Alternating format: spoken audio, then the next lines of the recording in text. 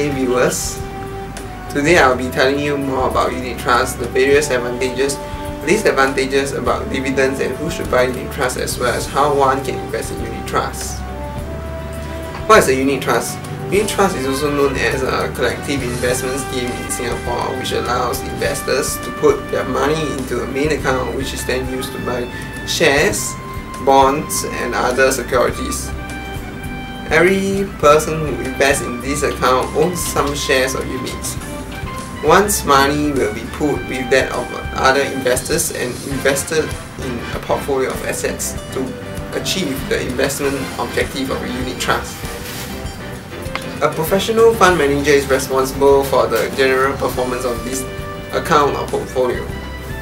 The shares or unit value increases or decreases depending on how the investments perform.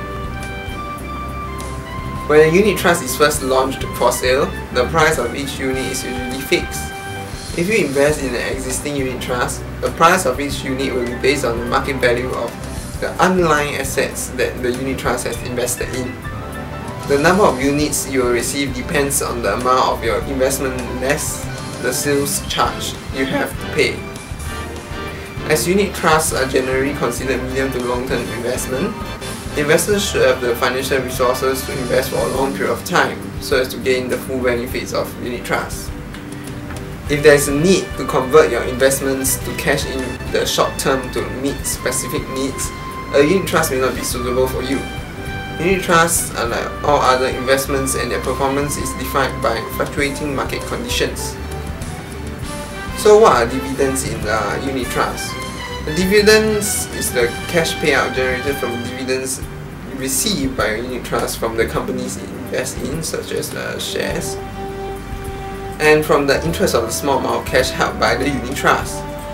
You normally hold equity unit trusts for capital appreciation and not income, and therefore the dividend is not that important to most unit trust investors. Most unit trusts pays a dividend annually, some semi-annually. The dividend is usually small on the equity fund because equity pays a small dividend. Also, most unit trusts takes the running expenses from the portfolio's income, thereby reducing the amount available for paying the dividend. Please take note of some costs involved that includes trustees' fees, management fees and redemption fees. When redemption fees are fees charged when you sell unit trust in funds. Last but not least, there are the transaction costs, which actually charges for each transaction. The first advantage of the unit trust is that there is a low cost involved. This is because unit trusts are a very convenient and low cost way of investing in markets. The next advantage should be that the prices are readily available. Prices are published by the newspaper daily, and performance figures are readily available from data on websites, enabling easy comparison of similar funds.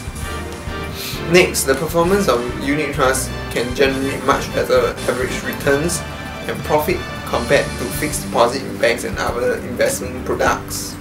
The next disadvantage is about the performance of a unit trust. The investment manager might be trained and experienced, but they are still human and they are prone to making human errors. And third, the lack of protection of unit trust is also of question, because the investors goes bankrupt, the unit trust will be sold to raise funds for the creditors. Fourth, the performance of unit trusts might be a bane because it is dependent on the price of the stock market, which might fluctuate. So now we will move on to how we buy or sell unit trusts.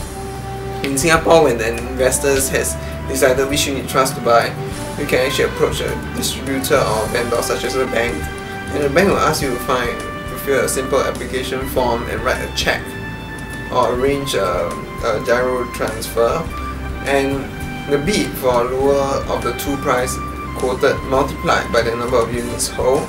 First, we do not advise impatient people who are excited in gambling and always buying and selling stocks like a day trader, because unit trust is more for medium to long term investment. Next, we also expect people who always want a 100% guaranteed return not to buy, because Unit trust does not warrant a full 100% return of capital. Third would be wealthy persons should not be involved in the buying or selling unit trust. This is because wealthy persons should actually invest in stocks or hedge funds and should not be dabbling with unit trust, because ordinary person normally invest in it and get smaller return as well.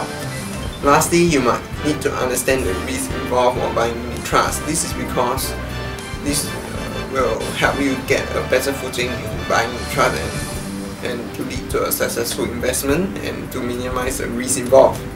Unit trust can be divided into several categories based on the investment objectives and focus. In general, they are divided into three main categories: shares, bonds, and balanced funds. And balanced funds are shares and bonds combined together. Thank you for your time in viewing this video.